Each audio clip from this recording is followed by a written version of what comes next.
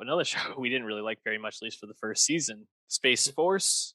Um, and I'd say Space Force is not only a very forgettable show, and trying to like remember the beats, watching the first couple episodes, I was like, oh yeah, that happened. Oh yeah, Lisa Kudrow is the wife in prison in this. Like those sorts of things, like Right. I just had no memory of.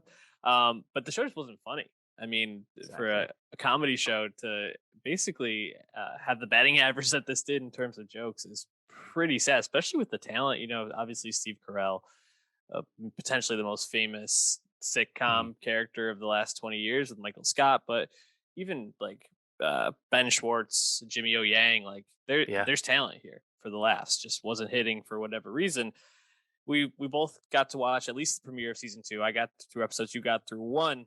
Did you feel like that trend continued for Space Force in its second season?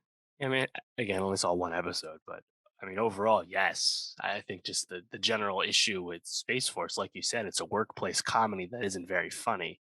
Hmm. And even if we remove ourselves from, I think, the initial disappointment, which was learning that like the show Space Force isn't actually going to be a satire about like the creation of the Space Force under the Trump administration.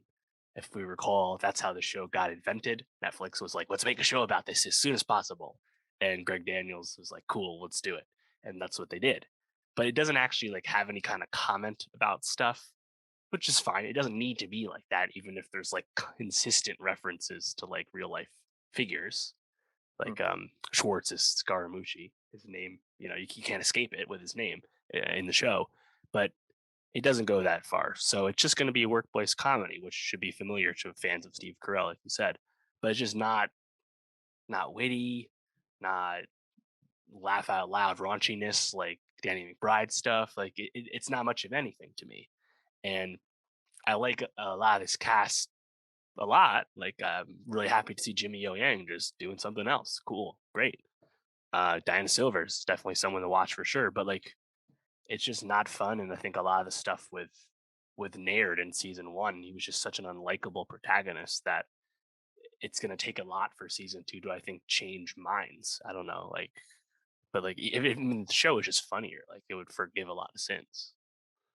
Totally. I agree that the show has not uh, leveled up its funniness, but I do think where the show has decided to try to go is more so in the like heartfelt direction. You kind Yeah, of get in the Lasso.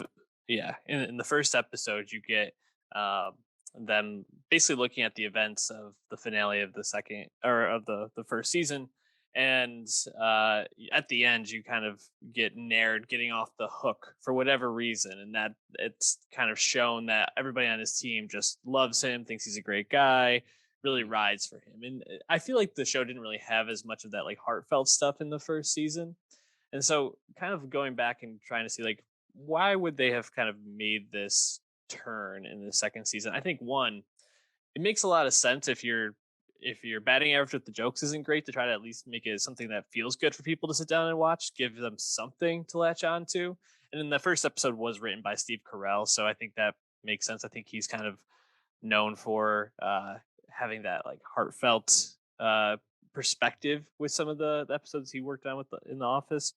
But also, the whole season, the 7 episodes, are directed by Ken Quapis, who was the director of Travel Sisterhood of the Traveling Pants, Mhm. um, movies like that, a couple of rom com. So I think that like heartfelt goodness is probably going to be something that continues, just based on the teaming up of the direction. I haven't gotten to episode 3 yet. Jimmy O Yang wrote that one, so I'm interested to see how that like where that goes. I don't know if Jimmy O Yang was a big part of the writing on Silicon Valley, but I hope that this might maybe the jokes will level up with Jimmy O Yang behind the helm. Who knows? Yeah, Um, I don't know. I mean, honestly, 7 episode season, half-hour show. It's only 3.5 hours for the whole season. Even though I'm like I'm not super into it, I'm kind of like weirdly compelled just to like see it through, and just because I like some of the people involved. So Yeah, I might end up finishing it. Not sure. I do feel like in the second episode there's a storyline with um Tawny Newsom's character, Major Angela Ali. And I think there's some meat on the bone there, not necessarily even in like the funny terms, but just kind of in like an interesting storyline to the season terms, and like exploring potentially um like hero worship, and how people kind of take these astronauts and like elevate their status to being something more than just people. Just I thought that was really interesting. Also, her relationship with Jimmy O Yang's character, I find somewhat funny to like see them like in the second episode talk about how Jimmy O Yang has no game, doesn't even understand texting, and like exploring that. So there's some pieces that I'm like, maybe there's something there. It also seems like Noah Emmerich is probably going to be like a big bad for this season, and I enjoyed him on the Americans, which I will finish one day. So Same. it's always always it's nice to see Noah Emmerich getting some shine. But yeah, Space Force, not very funny, but maybe more wholesome.